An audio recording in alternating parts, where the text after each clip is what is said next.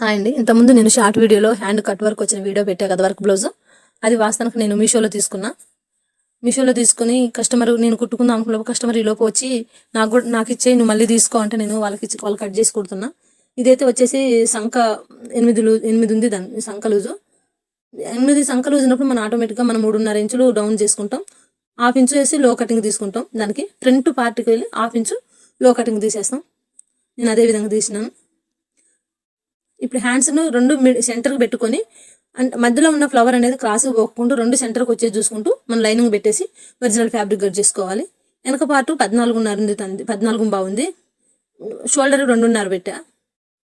సంకల్ down నేను 6 చేసుకున్నా. 40 ఆమె చెస్ట్ లూజ్ 40 10 ఇంచెస్ పెట్టిన. నడుం కాడ వచ్చేసరికి తంది 9 ఉన్నది, 9 పెట్టా. నేను ఖర్చు కోసం క్లాత్ వదిలేస్తాను. 1 ఇంచున్నర క్లాత్ తీసుకున్నా. మెడ మాత్రం ఇప్పుడు ఏం ముట్టుకోవద్దు. వర్క్ బ్లౌజు అది మనం ఆర్డర్ పెట్టింది కాబట్టి, మనం ఆర్డర్ చేయించుకున్నది కాదు కాబట్టి, అది మనకు ఒక్కోసారి మన నెక్ సరిపోకోకుండా ఎక్కువ రావచ్చు. దానివల్ల మనం ఇప్పుడు కట్ చేయడం వల్ల మన నెక్ అది సెట్ అవ్వకోకుండా ఉంటుంది కాబట్టి కుట్టడానికి చాలా ఇబ్బంది పడాల్సి వస్తుంది. అది ఎక్స్పీరియన్స్ ఉంటే కుట్టగలుగుతారేమో, కానీ ఎక్స్పీరియన్స్ లేని కొత్తగా నేర్చుకునేవారైతే అది దాంతో ఇబ్బంది పడాల్సి ఉంటుంది. కాబట్టి మెడల్ ఏమి వెనక పార్ట్ కట్ చేసేటప్పుడు మెడ ముట్టుకోవద్దు. ఒరిజినల్ ఫ్యాబ్రిక్ అయినా ముట్టుకోవద్దు, మనం లైనింగ్ అయినా ముట్టుకోవద్దు. నాకైతే ఈ ఫ్యాబ్రిక్ మీషోలో తీసుకున్నందుకు మంచిగా 40 సైజ్ వాళ్ళకు అంటే ఇబ్బంది లేకుండా క్లాత్ పర్ఫెక్ట్గా సరిపోయింది నాకు.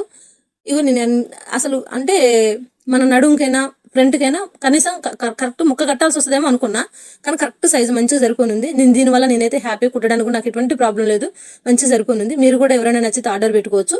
నెక్ అయితే ఇది నాకు ఎక్కువ వచ్చింది, నేను అంతవరకు కుట్టేసుకుంటున్నా. ఎక్స్ట్రా వచ్చిన నెక్ ఎంత వస్తుందో అంతవరకు మనం క్రాస్గా కుట్టేసుకోవచ్చు. నాకైతే ఇంచు కొంచెం తక్కువ వచ్చింది, ఒక 2 గీట్లు తక్కువ. నేను దాని మందం కుట్టేసి నేను ఒరిజినల్ ఫ్యాబ్రిక్ కింద పెట్టి లైనింగ్ పైన పెట్టేసి నేను 2 అవుట్లైన్ ఎక్కడుందో చూసుకుంటూ చిన్నగా కుట్టేసుకుంటూ వెళ్తున్నా. దీనివల్ల మనం చేయితో అర్థమవుతుంది మనకు ఒరిజినల్ ఫ్యాబ్రిక్ డిజైన్ ఎక్కడ ఉన్నదని చూసుకుంటూ వెళ్ళి మనం కుట్టుకుంటూ వెళ్తే ఏ ప్రాబ్లం ఉండదు. అవతల మిగతాది మొత్తం కట్ చేసుకొని నెక్ క్లియర్ కట్ చేసుకుంటే ఇప్పుడు మన కొలతలకు సరిపోయిన నెక్ ఇప్పుడు వస్తుంది. అక్కడక్కడ టక్స్ ఇచ్చుకొని మనం ఇప్పుడు ఒరిజినల్ ఫ్యాబ్రిక్ కాకుండా లైనింగ్కి మనం కుట్టేసుకోవాలి. ఒకవైపు కనేసి కుట్టేసుకొని తర్వాత మళ్ళీ దాన్ని ఒరిజినల్ ఫ్యాబ్రిక్ కిందకి లోపలికని మలిసి ఒక కుట్టేసుకోవాలి. వేసుకోకుండా కొంతమంది గమ్ము పెట్టి వదిలేస్తారు, కానీ కుట్టేయడం వల్ల మనకు ఎప్పటికైనా నీళ్ళలో తడిసినా ఆ లోపల ఉన్న లైనింగ్ అనేది బయటికి రాకుండా కరెక్ట్గా అక్కడ ఉంటుంది.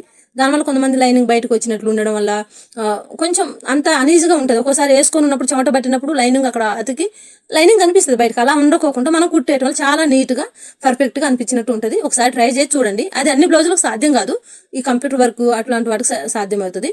నేను నడుము పట్టికి అయితే క్లాత్ కట్టకోకుండా నేను పైపింగ్ వేయాలనుకుంటున్నా.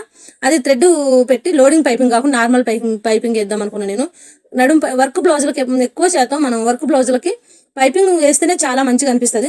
నాకు అలా ఇష్టం, నేను అలానే పైపింగ్ వేస్తాను. మీరు కూడా ట్రై చేయండి. పైపింగ్ ఉండటం వల్ల చాలా అఫీషియల్గా అనిపిస్తుంది, కొంచెం మంచిగా అనిపిస్తుంది చూడడానికి కూడా. ట్రై చేయండి. నేను థ్రెడ్ పెట్టేసి అయితే పైపింగ్ వేస్తున్నాను. మనం ఇక్కడ డాట్స్ అయితే నేను 3.5 ఇంచెస్ నేను డాట్స్ వేసుకున్నాను, అయిపోయింది. ఫ్రంట్ పార్ట్ కూడా నాకు నెక్ కరెక్ట్గా వచ్చింది, అంటే ఎక్కువ రాలి. వెనక పార్ట్ ఎక్కువ వచ్చింది, కానీ ముందు మాత్రం దానికి మనకు మెజర్మెంట్స్కి ఏ బ్లౌజ్ ఇచ్చారో ఆ బ్లౌజ్ కరెక్ట్ కొలతలతో నాకు వచ్చింది కాబట్టి నాకు ఫ్రంట్ ఎటువంటి ప్రాబ్లం లేదు. కాకపోతే అది స్ట్రైట్ కటింగ్ ఉంది, క్రాస్ కటింగ్ కాకుండా స్ట్రైట్ కటింగ్ ఉంది. నేను మాత్రం లైనింగ్ ఫ్యాబ్రిక్ మాత్రం స్ట్రైట్ కాకుండా క్రాస్ కటింగే కట్ చేసా. దానివల్ల కూడా ఫ్రంట్ మంచిగా కూర్చున్నట్టు ఉంటుంది వాళ్ళకు. దానివల్ల నేను అందే కట్ చేసిన. నేను తర్వాత షేపులకు అన్నిటికీ ఈ ఫ్యాబ్రిక్ మాత్రం మంచిగా నాకు వెళ్ళినట్లు అనిపించింది. ఇబ్బంది ఏం లేదు. ఫ్యాబ్రిక్ షేప్ బెల్ట్లు కూడా నేను ఓవర్లాక్ లేని వాళ్ళు ఇబ్బంది పడుతుంటారు కదా, అలా కాకుండా షేప్ బెల్ట్ కూడా లైనింగ్ మలిచి ఒరిజినల్ ఫ్యాబ్రిక్ జాయిన్ చేసుకుంటూ మనం కుట్టుకుంటూ పోతే లోపల లైనింగ్ లోపల మలిసి కుట్టేస్తే చాలా, అంటే మనకి ఇంకా ఓవర్లాక్ లేకోకుండా అది అనేది మంచిగా కనిపిస్తుంది. ఇంకొక వీడియోలో అది క్లియర్గా మీకు అంటే ఓవర్లాక్ లేకోకుండా లోడింగ్ తోటి మనం సేప్ ఎక్కికోకుండా ఈజీ మెథడ్లో మనకు లోపల కుట్టు కనపడకోకుండా సేప్ ఎక్కియొచ్చు.